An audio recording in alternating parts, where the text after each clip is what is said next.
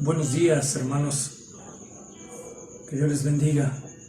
Vamos a orar esta mañana para pedir su dirección a Dios. Amado Señor, rogamos que puedas bendecir este tiempo, que podamos aprender más de tu palabra y tener interés en escuchar todo lo que tú quieres. Si está escrito en tu palabra es porque tú quieres que lo aprendamos, que lo estudiemos. Bendice a todas las familias para que se reúnan en casa, para que tengan tiempo a estudiar tu palabra, a orar por los misioneros, a orar por tu iglesia. Bendice estos momentos, que puedan ser de buena bendición para nuestras vidas. En el nombre de Cristo Jesús, nuestro Salvador. Amén. Apocalipsis capítulo 6, hermanos, y probablemente si alcanzamos vamos a ver el capítulo 7. Le animo a que pueda esforzarse en prestar atención. Mire la palabra de Dios. En el capítulo 6 dice: vi cuando el Cordero abrió uno de los sellos y oí a uno de los 4 seres vivientes decir con voz de trueno: ven y mira. Y miré y aquí un caballo blanco, y el que lo montaba tenía un arco, y le fue dada una corona, y salió venciendo y para vencer. Hemos leído en el capítulo 5 que al Cordero se le entregó un rollo con 7 sellos. Y en este rollo está contenido todos los juicios que van a caer sobre la tierra. Y el capítulo 5 nos decía que Juan lloraba porque no se encontraba alguien digno en el cielo y en la tierra. Y la palabra de Dios nos dice que uno de los 4 seres vivientes le dijo: el Cordero de Dios es digno, Él va a desatar los sellos. Y se le entregó a Jesucristo este rollo, y Él fue destapando uno por uno. El capítulo 6 nos acaba de mostrar que se destapó el primer sello y que había un jinete, un caballo blanco. Esto es como la imitación del capítulo 19, que Jesucristo vendrá montado en un caballo blanco y su ropa teñida en sangre, con matices de sangre. Y la palabra de Dios nos dice como que esto es una imitación. Y dice la Biblia que el anticristo viene montado en un caballo blanco, y el que lo monta tiene un arco, no trae flechas. Esto pareciera que demuestra que sin necesidad de pelear va a tener victoria. Y luego dice: y le fue dada una corona. Esto ya lo hemos estudiado. Él tiene el poder de gobierno, el poder militar, el poder de la tecnología, el poder financiero, pero en la segunda bestia le entrega el poder religioso. Él tiene toda la autoridad que Satanás tiene en sus manos, y después de esto dice: salió venciendo y para vencer. Este es el anticristo. Entonces el primer sello, el caballo blanco, es el anticristo. Tesalonicenses 2 nos dice que es una influencia de engaño mundial. Por no haber creído a la verdad, Dios les envió un poder engañoso, y habló del anticristo. Es el primer sello. Luego dice el versículo 3: cuando abrió el segundo sello, oí al segundo ser viviente que decía: ven y mira.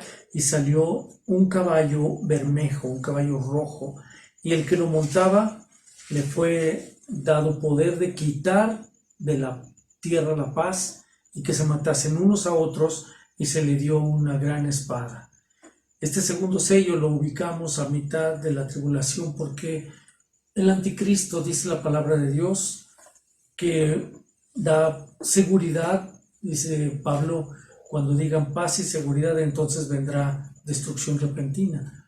Es por eso que creemos que el segundo sello se ubica a la mitad de la tribulación.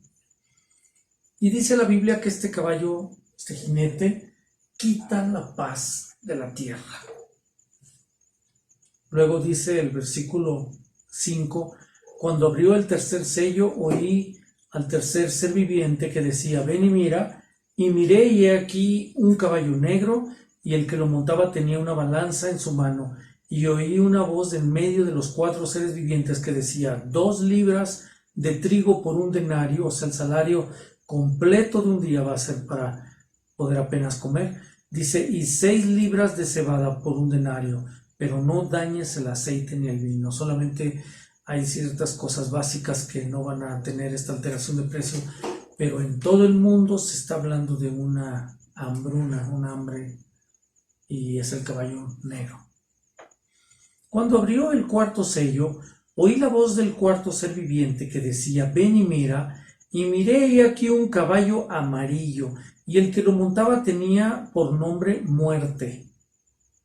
Y el Hades, el infierno, le seguía. Y le fue dada potestad sobre la cuarta parte de la tierra. La cuarta parte para matar con espada, con hambre, con mortandad y con las fieras de la tierra. Este es el caballo amarillo, muerte e infierno. Versículo 9.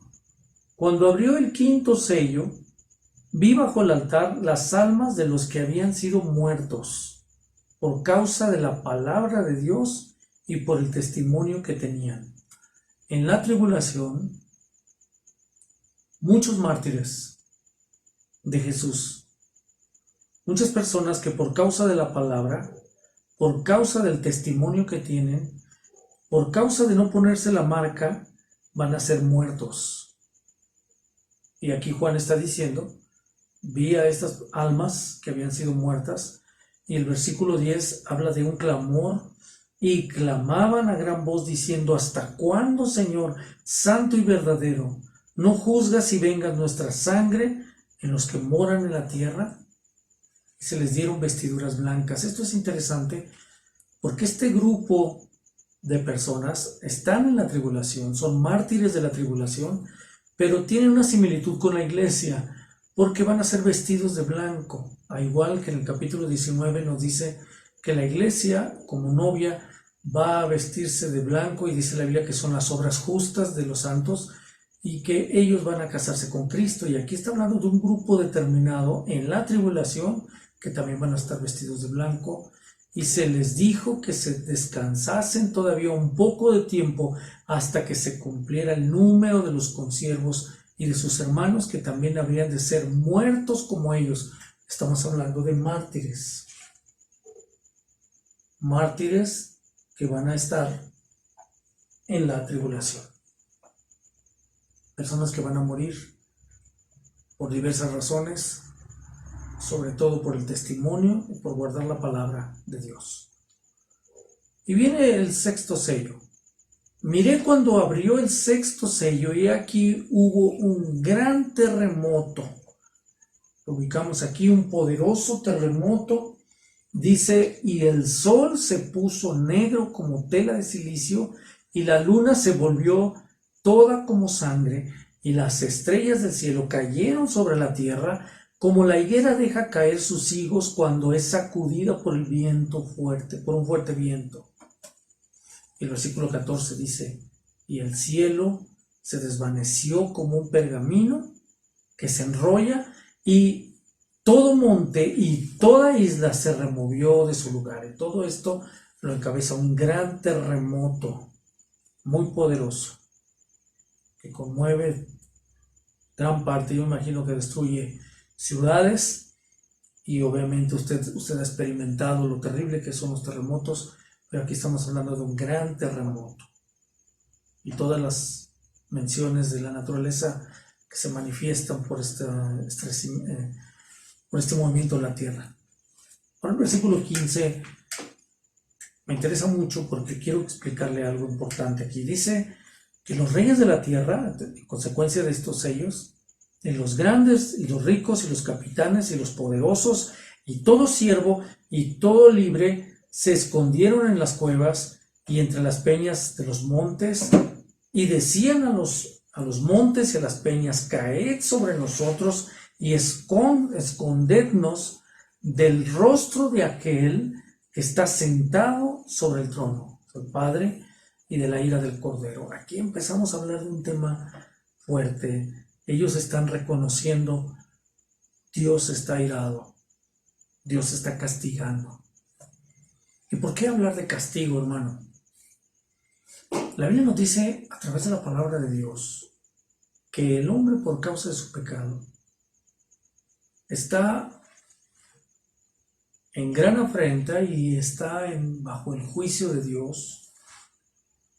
Y nuestro Padre ha designado un periodo de tiempo en donde Él va a reprender a la humanidad y por causa de su gran ira, y la Biblia nos dice en otros versículos, aún en Apocalipsis, el cáliz de la ira de Dios, la copa está llena de ira contra la humanidad por causa del pecado.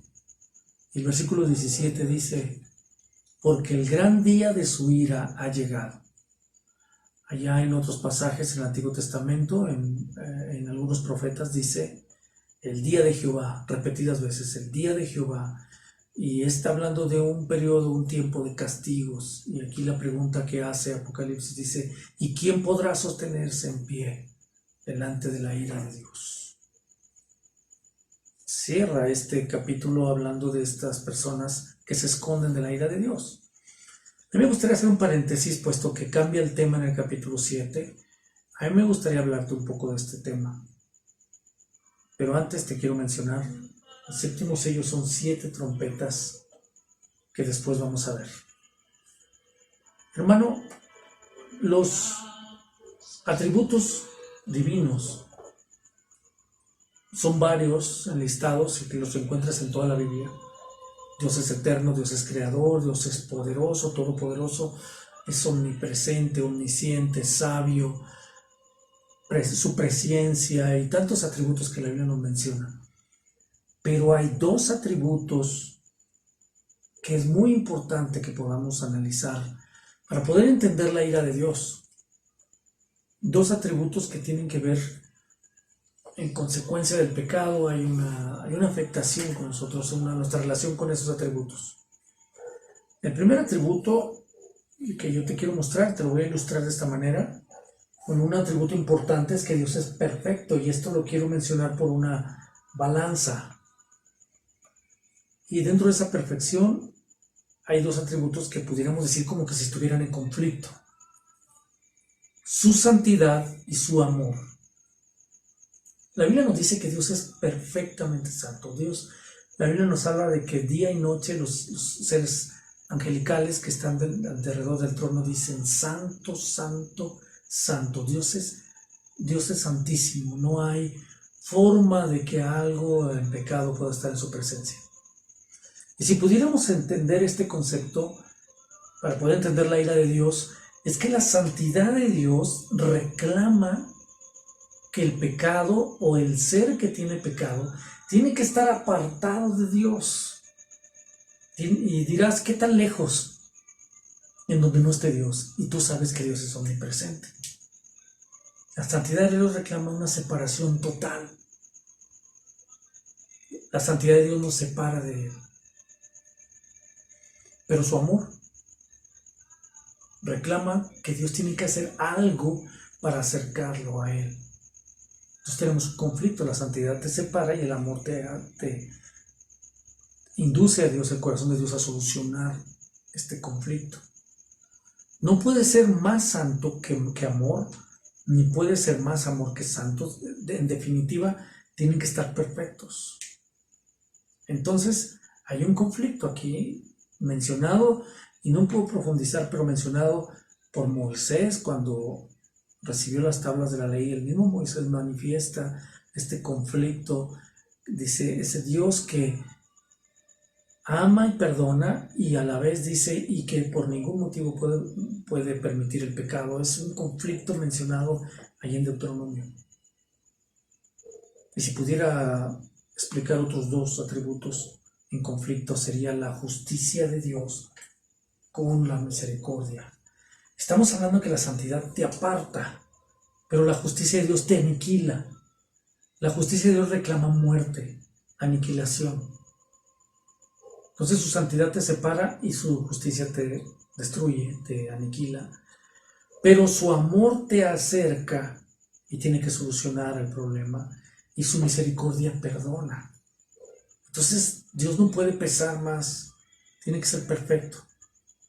Y aquí te estoy mostrando el conflicto. Y está maravilloso hablar de esto, hermano, porque si tú recuerdas, en el monte Sinaí, una nube espesa con la presencia de Dios tocó el monte humeaba y los animales huyeron. Y la palabra de Dios nos dice que el pueblo de Israel, que estaba al pie del monte, le dijo a Moisés, tenemos terror, tenemos miedo. Moisés dijo, tengo miedo. Solo la presencia de la santidad de Dios en su magnificencia causa terror. Su justicia debe ser terrorífico porque puedes morir instantáneamente. Pero su amor y su misericordia tienen que solucionar el problema. Hay algo aquí, hermano, que tú puedes notar. Si lo pudiera yo visualizar, te pondría una copa.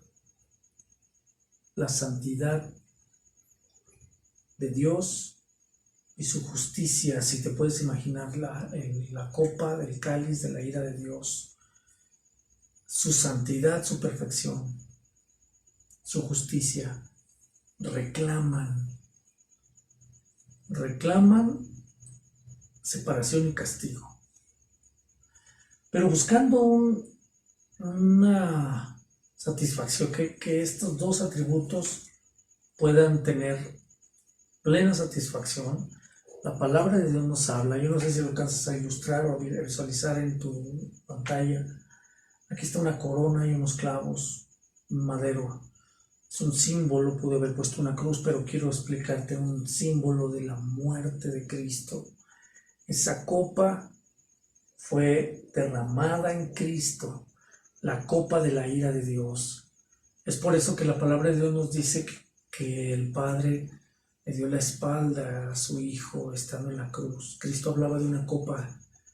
Si es posible, pase de mí esta copa. Y no era el dolor de la cruz, sino era el hecho de que el Padre le daría la espalda porque Él cargaría el pecado y Él, su santidad, aparta cualquier ser pecador.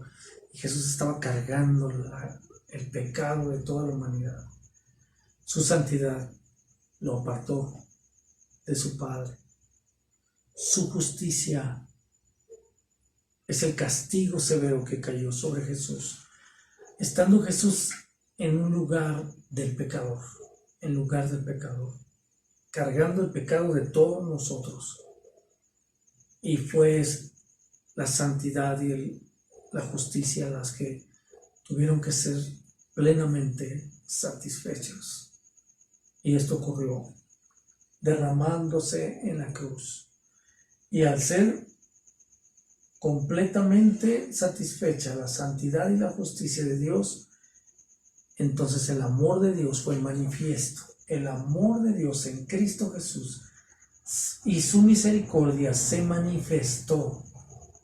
Entonces tenemos un equilibrio. Y entonces estamos declarando por qué el eterno evangelio mencionado en Apocalipsis aún como el evangelio eterno. Dios no aceptará otro sacrificio, sino solo el sacrificio de Jesucristo, el Cordero de Dios. El Cordero de Dios que quitó la culpa de nuestros pecados. El único que puede darte salvación y vida eterna. El único que tuvo sobre él la culpa y la pena de toda la humanidad. Y que estando en la cruz declaró estas palabras tan bonitas, hermosas, que completan toda la idea. Consumado es. La deuda está pagada. ¿Por qué pongo este mensaje aquí aplicado en estos sellos? Porque la palabra de Dios nos dice, allá en 2 Tesalonicenses 2, que la humanidad ha rechazado el amor de la verdad.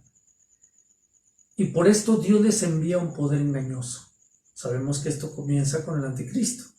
Pero todos los castigos vienen en consecuencia de que el hombre ha rechazado a Jesucristo y entonces se pone en exposición del castigo eterno de Dios, de la ira de Dios caerá sobre él. Es por eso que los primeros dolores que estamos viendo en estos primeros sellos es sin duda esa copa de la ira de Dios que se vertió en Cristo por ti. Si tú no recibes el amor de la verdad, esa copa de la ira de Dios descenderá sobre ti en un periodo terrible, que ya no será por gracia, sino que será la gran tribulación. Esta mención que estoy haciendo es porque Mis hermanos, estamos cobijados por el mensaje más poderoso de todo el universo, el único mensaje, el Evangelio de Dios. El mensaje es que Jesucristo fue enviado a este mundo a morir en la cruz y derramó su sangre, recibió todo el reclamo de la santidad y la justicia de Dios, pagó con su sangre y por eso manifestó el amor y la misericordia de Dios. Y estos atributos que estaban en conflicto están totalmente en equilibrio por la gracia bendita de Dios. De eso se trata. Pero puedes ver en los versículos finales que leí del capítulo 6 cómo el ser humano que rechazó la verdad ahora está recibiendo el castigo de Dios y que él mismo declara: a los montes caednos sobre nosotros, apártanos del rostro de aquel que está sentado en el trono y de la ira de Dios, porque el gran día de la ira ha llegado, ¿y quién podrá sostenerse en pie? Hay un versículo muy fuerte en Hebreos que dice: horrenda cosa es caer en manos de un Dios vivo. Este es tiempo de gracia, este tiempo de perdón y de vida eterna. Si no aceptas el amor de la verdad de Dios y llega este periodo de tribulación, te darás cuenta qué terrible es estar bajo la ira de Dios. De eso se trata el capítulo 6. Hemos avanzado y yo quisiera pedirte que todavía tuviéramos un poco de tiempo para abarcar el capítulo 7. Dice la palabra de Dios en el capítulo 7, cambia drásticamente el tema. Ahora se trata de israelitas, de judíos. Yo te he dicho, la iglesia al inicio de la tribulación es arrebatada, transformada y tiene eventos celestiales. Los no creyentes están en un periodo de castigo, de un periodo severo. Pueden ser salvos, pero tendrían que morir por esa salvación, pagando con sus vidas la fidelidad que necesitan darle a Jesucristo. Pero también tenemos un grupo que son los judíos, los israelitas. Y el capítulo 7 trata de ellos. Hay aquí un tema muy importante con respecto a los israelitas. Voy a leerlo. Dice: después de esto, pareciera Juan todavía no cita la séptimo sello, pero hace un paréntesis y él dice: después de esto, ¿después de qué?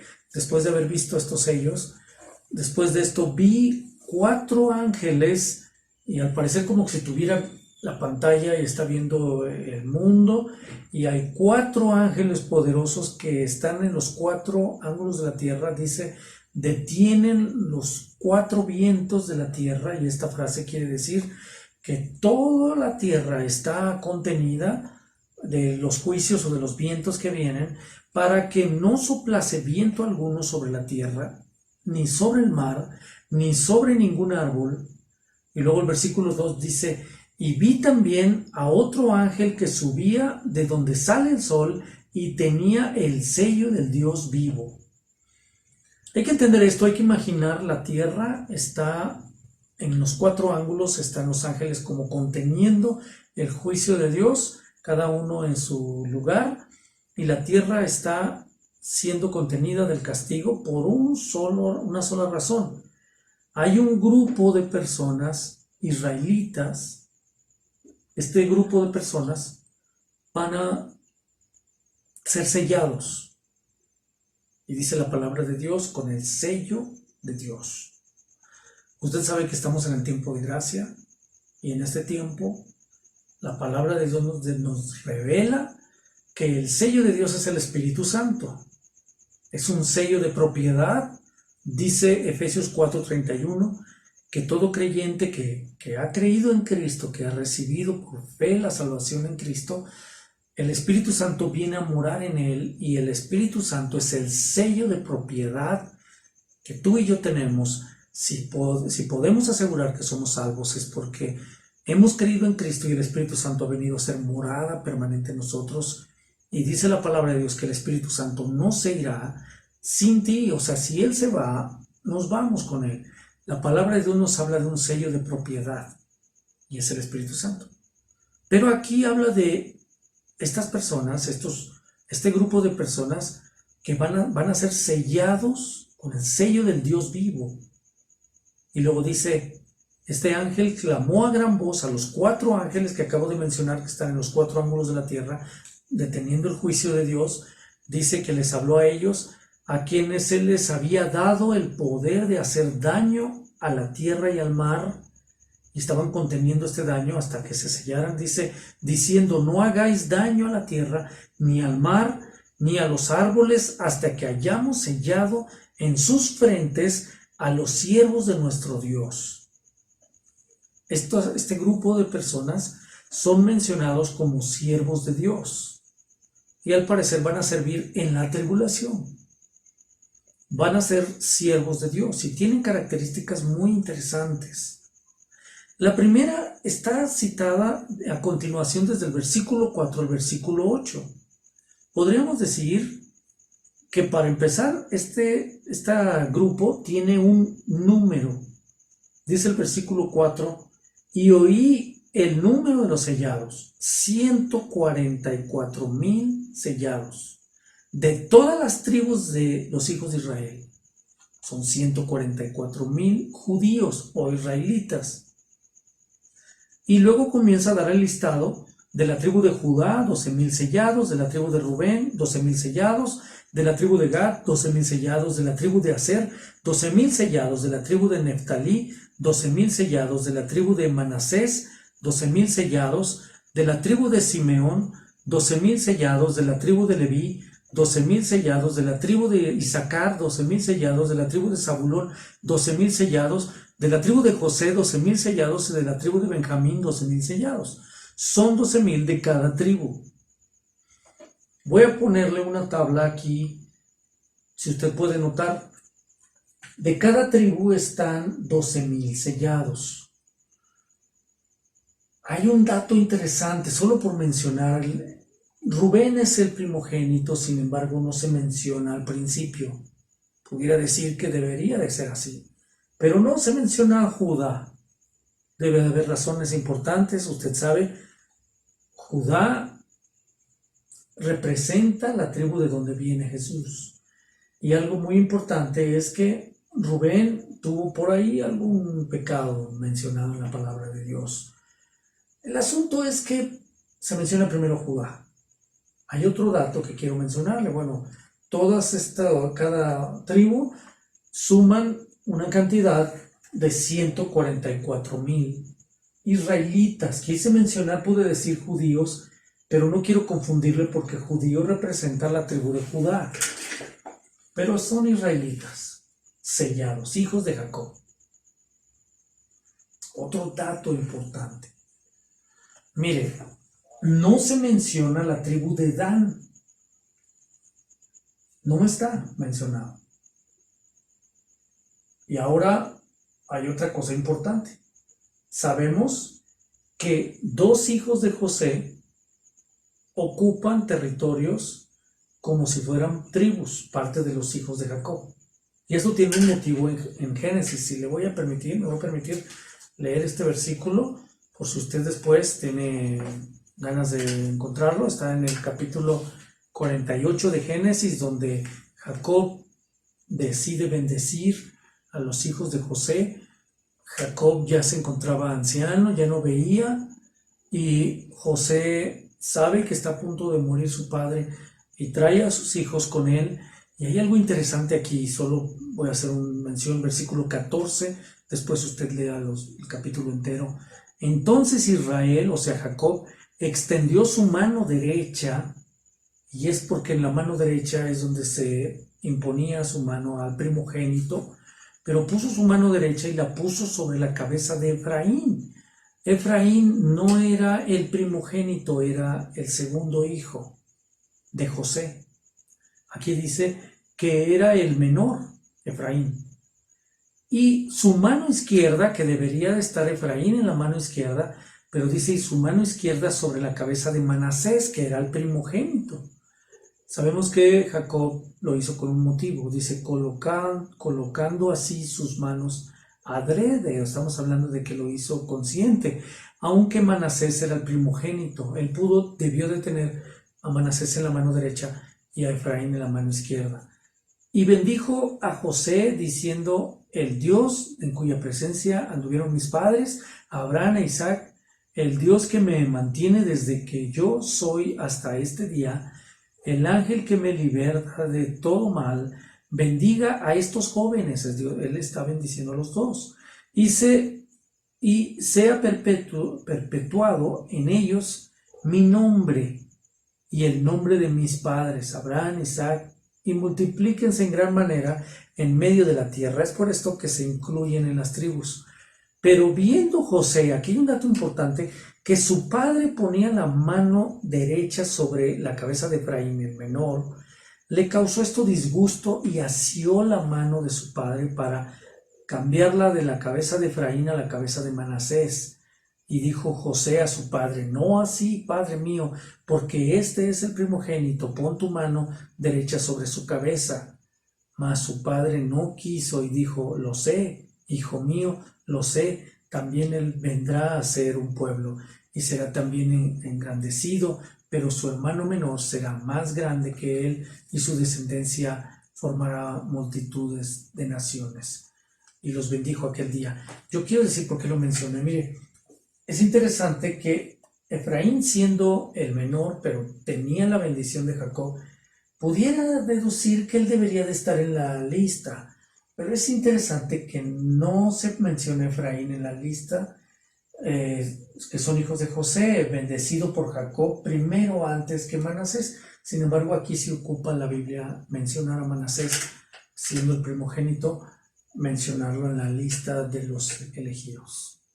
La primera característica que quiero mencionar de los 144,000 es que son israelitas, que son sellados con el sello de Dios, y la palabra de Dios dice que los ángeles contuvieron el castigo de que llegue a la tierra antes que sean sellados los 144,000. Bueno, ya te mencioné esta tabla.